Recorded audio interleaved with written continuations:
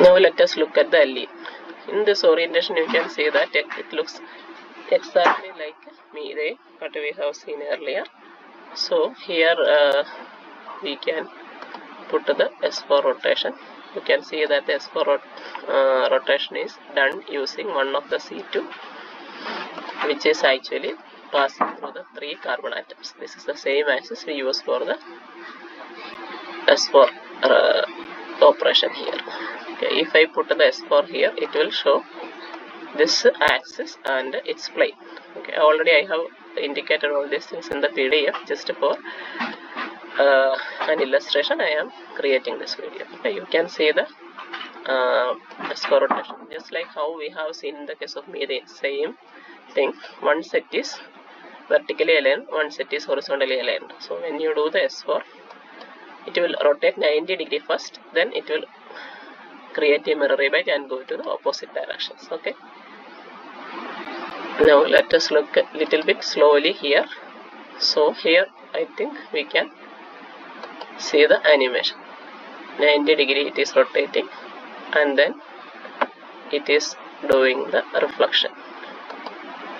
First it has rotated, then it is reflecting and going back to the opposite side. Okay, so here you have color, so it will be better for you to understand with these colors. Okay, because now you see the orange and blue are in okay, it is going back to the previous configuration.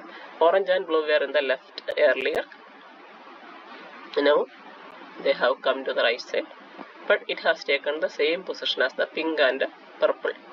Okay, so once again I will note pink and purple rotated, and they reflected and went to the other side.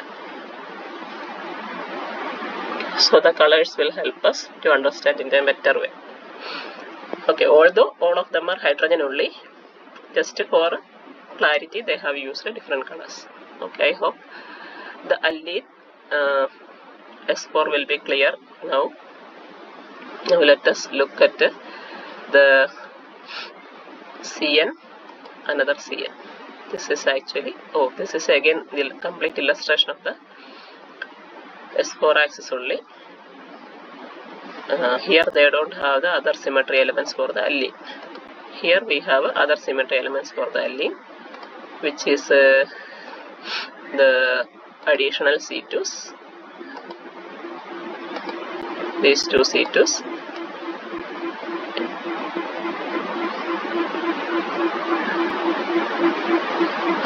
so one of the C2 if you rotate, this top C2, top to bottom C2 if you rotate, the top two hydrogens and bottom two hydrogens are interchanging, you can see. And this C2 if you rotate, you can see another kind of a rotation. However, this third C2 is actually along the CC axis, and it is perpendicular to both of them. Okay, you can see that now it is appearing as a yellow dot. Okay, this is actually perpendicular, and here is the place where the sigma d also lies. Okay, this plane is like the sigma d, which is bisecting the pair of C2s. You can see that sigma d includes our principal C2, which is this C2, that is passing through the 3 carbon atoms. Okay. The two sigma d planes are basically included, they are in the same parallel alignment with the main C2, but they are bisecting the other two C2s. So if you put all the C2s together, we can see that we have a 3 perpendicular C2s. That is why it is coming to the D category. One Cn plus 2 C2 perpendicular to it. So I think this will clarify your doubts regarding the allene molecule. Okay, so I am stopping it here. Thank you.